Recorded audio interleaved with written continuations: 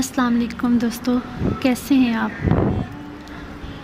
आज की मैं इस्लामी वीडियो जो आपके साथ लेके आई हूँ, इसमें हम इंसान का अल्लाह ताला के साथ जो लिंक है, जो राब्ता है, उसके बारे में बयान करेंगे।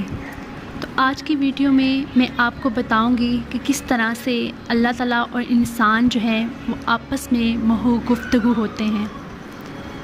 क्योंकि इंसान जब अल्लाह की राह में माइल होता है तो शैतान इंसान को अल्लाह तबारक व तआला की राह से हटाने के लिए दिल में अजीबो-गरीब किस्म के वसवसे डालता है। आज हम आपको ऐसा ही एक वाक़या सुनाते हैं कि एक शख्स रात को अल्लाह के ज़िक्र में मशगूल था और उसकी ज़ुबान पर अल्लाह अल्लाह का विर्द जारी था। शैतान ने उसके दिल में वसवसा डालना शुरू किया और कहा कि कब तक अल्लाह अल्लाह की रट लगाएगा, इधर से तो कोई जवाब नहीं मिलता और तू है कि मुसलसल उसको पुकारे जा रहा है।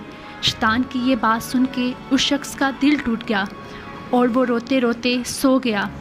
नींद में उसे हज़रत खिज़र अलैहिस्सलाम जो हैं वो ख्वाब में तशरीफ़ लाए और कहने लगे, ऐ नेक बख्त, तूने ज़िक्र खुदा क्यों छोड़ दिया। उसने दिल से कहा, बारगाह खुदावंदी से मुझे कोई जवाब नहीं मिलता, इसलिए फ़िक्रमंद हूँ कि कहीं मेरे ज़िक्र को रद्द ही न कर दिया गया हो। हज़रत खिज़र अलैहिस्सलाम ने फरमाया, अल्लाह ने मुझे हुक्म दिया है कि तेरे पास जाऊँ और तुझको बताऊँ कि तू जो अल्लाह का ज़िक्र करता है वही हमारा जवाब है।